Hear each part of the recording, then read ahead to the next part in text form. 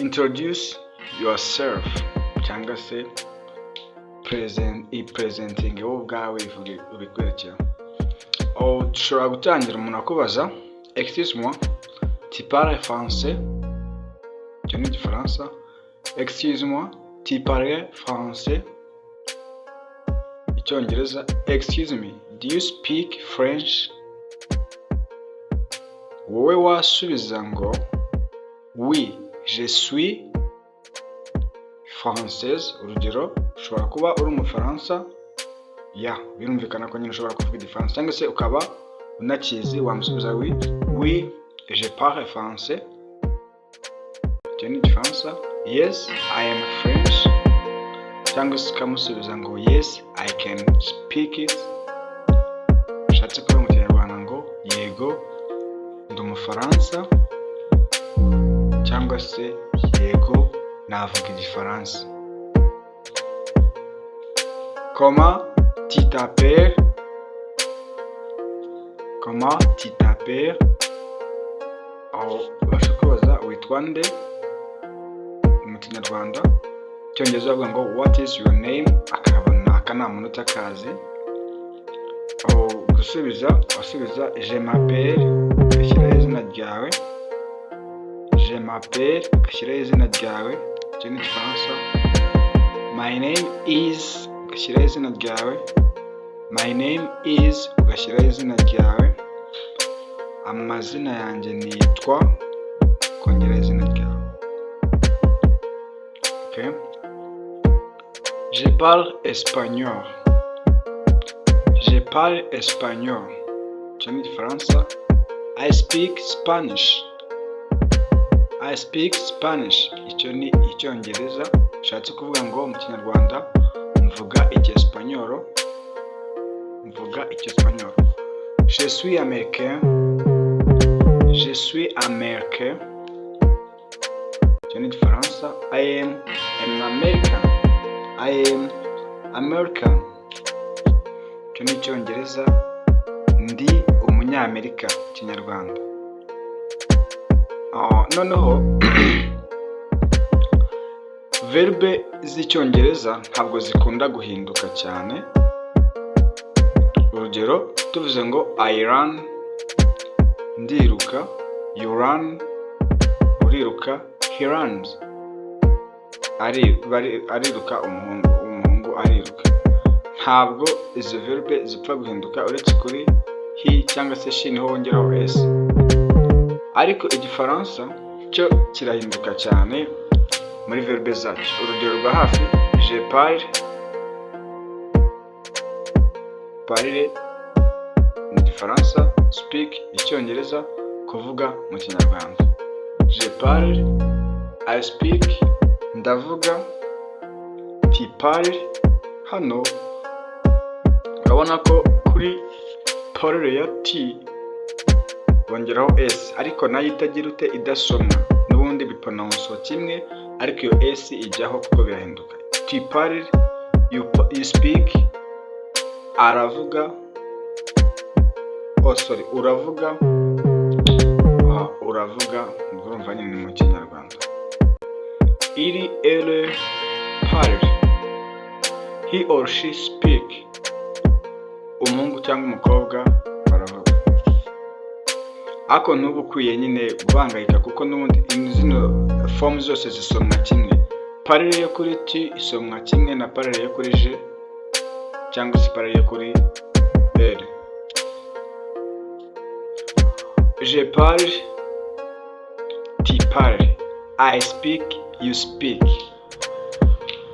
Ndavuga, uravuga. Mu Gifaransa adjective ishobora gutandukanaho, ishobora kumvikana bitandukanye bitewe na gender, bitewe nimba ari umugore uri kuvugaho cyangwa se umugabo. Nicyo bisobanuraho. Biri feminine adjective isozwa na e. Icyo gihe biri feminine adjective ikunda gusozwa na e. Gabriel est espagnol. Gabriel is Spanish. Gabriel ni umu-espagnol. Sarah est espagnol. Sarah est espagnol. Urugero rwa hafi hano twanditse espagnol kuri Gabriel ko ari umu-espagnol, ntabwo twongeyeho inyuma, ariko kubera ko ari masculine. Noneho tugeze kuri Sarah muri feminine, Sarah est espagnol, urabona ko twongeyeho s. Sarah ni umu-espagnol,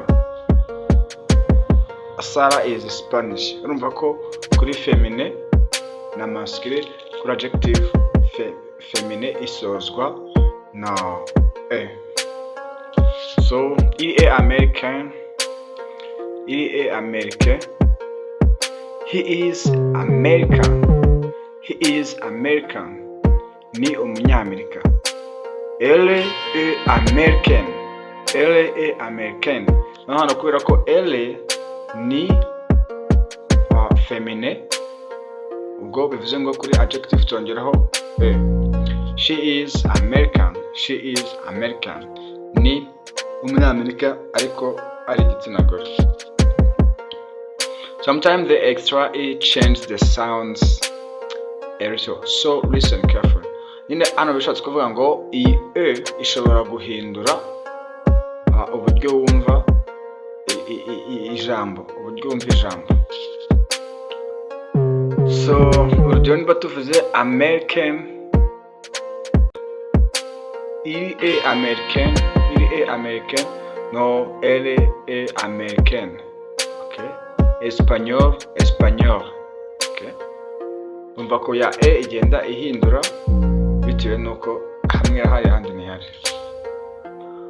Use the present tense. Ntabwo nyine tugiye gukoresha mu gihe turimo none ahangaha. Iyo dushaka kuvuga ibintu biri mu iki gihe apana byarangiye cyangwa ibizaza, turakavuga none ibintu biri ngo Marie habite Italy. Marie lives in Italy. Kinyarwanda, Maria aba mu Butaliyani. Marie est journaliste. Marie est journaliste. Mary is journalist. Mary is journalist. Maria ni umunyamakuru. J'étudie à New York et toi? J'étudie à New York et toi? I am studying in New York and you? Niga in New York. Nawe niho wiga? Je travaille à Paris. Je travaille à Paris. I work in Paris. I work in Paris. Nkora muri Paris. Nkora i Paris. Je suis en Europe. Je suis en Europe. I am in Europe. I am in Europe. I am in Europe. Ndi i Burayi. Ndi i Burayi. J'habite avec Marie. J'habite avec Marie. I live with Mary. I live with Mary. Mbana na Mary. Ntukibagirwe gukanda subscribe kugira ngo ubone na video zikurikira. Dukomeze. J'habite à Paris. J'habite à Paris. French has two words for in. You use en with city but un. So you use en with city and so with cities but un with many country. Bara iyi a twandika tugashyiraho n'akabago hejuru, niyo ikoreshwa ku migi.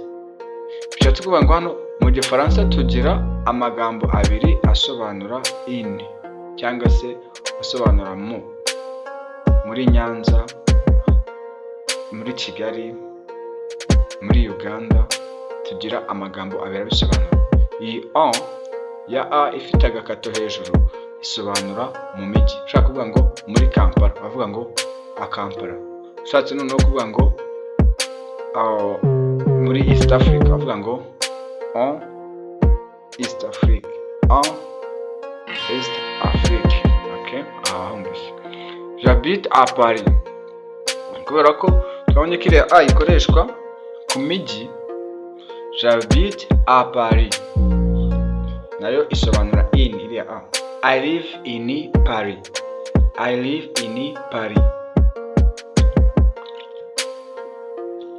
Mba muri Paris. J'habite en France. J'habite en France. None iriya en ya en ikoreshwa ku bihugu. Impamvu hepfo hejuru banditse j'habite à Paris, iriya en nayo isobanura in ariko igakoreshwa ku mijyi. Noneho iyi en nayo ikoreshwa nka in ariko noneho mu bihugu. I live in France. J'habite in France. I live in France. Mba mu Bufaransa.